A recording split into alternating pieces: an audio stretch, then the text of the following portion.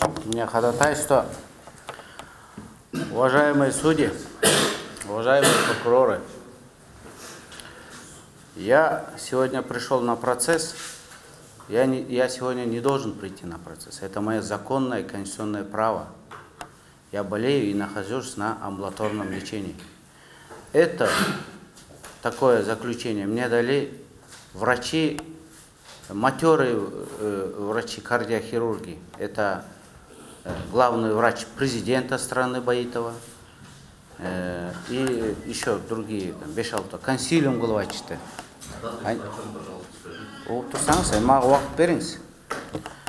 И я пришел, чтобы вам сказать, чтобы вы не думали, что я избегаю суда, что я испугался чего-то и как-то тянул эти процессы.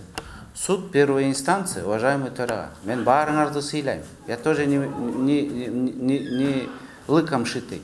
Я знаю арбирингерды, и прокуроров, и вас всех хорошо знаю, и всех я уважаю. Мне к вам барыңарға мына бешеңірге тейін, мына дөйтіде тұрауысқа бір қыпындай бір претензиям жоқ. Сый урматтан башқа. Анан суд первой инстанции вынес приговор, нелепый приговор. Он вынес приговор лишь на основании доводов и фантазий следователей.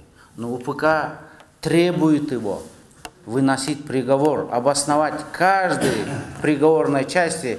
Вот я не понимаю, как вы будете потом обосновать каждую часть моего обвинения? Например, как вы будете обосновать, вот, ущерб государству 3500 тенге, с пальца высосите, что ли? Потому что Бугубаев, вот в камеру Бугубаев сказал, мое заключение к твоему делу вообще отношения не имеет. Я не видел машину твоей жены, она могла хоть 17 стоить. Мен алдап келіп тұрып, бір күннің ішінде тергеушілер мені оп тұрыңыз. Сіздер шашып атасыңдар бір жаққа. Бізде бір сағат күттік қой сізде. Онда ошталған. Енді күтіп тұрғылады. Адамгершілік болуш керек, ходатайство. Ходатайство отложить, мен аяғында айтайын. Мен бірақ аға чейін түсіндіріп қойын, мен бір оскорбить етіп жаңа сөз айтып тұрмын. Ничего такого болады. Потом, уважаемые судьи, судья вынес нелепый приговор. Он это вынес не потому, что... Уважаемый судья, он это вынес не потому, что он не знает, он очень грамотный парень, он был следователем, он разоблачал такие крупные схемы, он прекрасно знает, что так нельзя писать приговор. Но он написал такой приговор одним всего лишь предложением. Прочитайте мне, уважаемый докладчик. Шихмаматов организовал и провел тендер и нанес государству авторитет урон. Битті, башқа бір де сөз жоқ. Это же анекдот. Я организовал, я провел. То, что тендер не я проводил, проводили 6 человек, проводил его, она имеет рекомендательный характер. Төраға вынес заключение, анын бардығын законда менден жақсы білесіңдер. Моя жена, вот она сидит, она, ее конституционное право продать машину куда хочет. Она может сегодня, если Жоғарғы кеңеш объявит тендер, я клянусь, я специально попрошу, чтобы она пошла и өзінің машинасын Жоғарғы кеңешке тендерге, мен аялымды айтам. Же ажырашам, же болбосо тиги катыш тендерге деп, дәлелдейлі чындыгысы деп. Если тендерная комиссия признает ее машину самой лучшей и выберет, причем здесь я? Ошондой эле ситуация болуп атпайбы? Самое главное, я не должен был покупать его. Мына айтпадыбы убоо жердеги свидетель, что Степашин деген расследующий адам.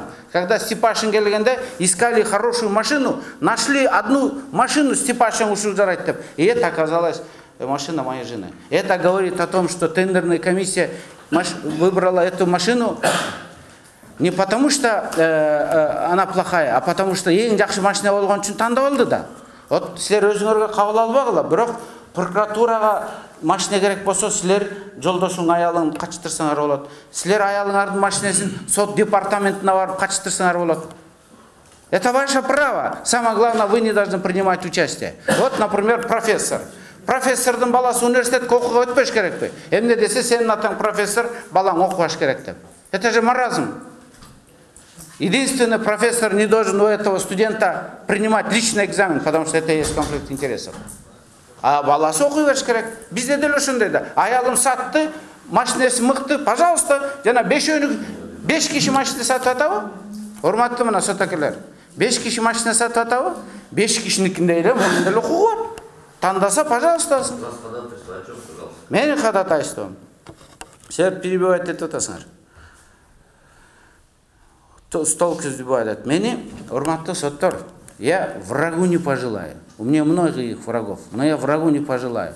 Мен күнүнө бир коч дары ичип атам. Бир коч деген билесиңерби? Вот 20-30 сильно действующих. У меня басканда голова кружится.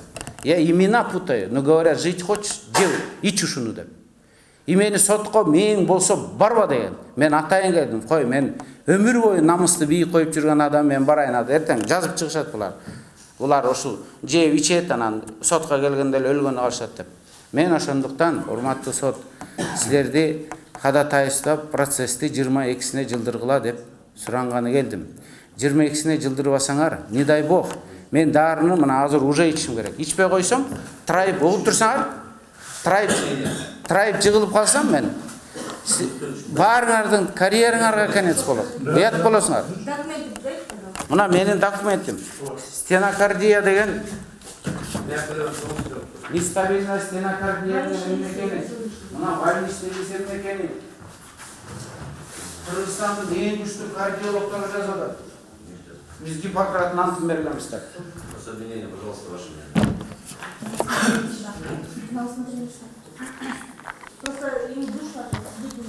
Да не то, что душно, мне нельзя волноваться. Мен просто өзүмдү жыйнап сүйлөп атам азыр.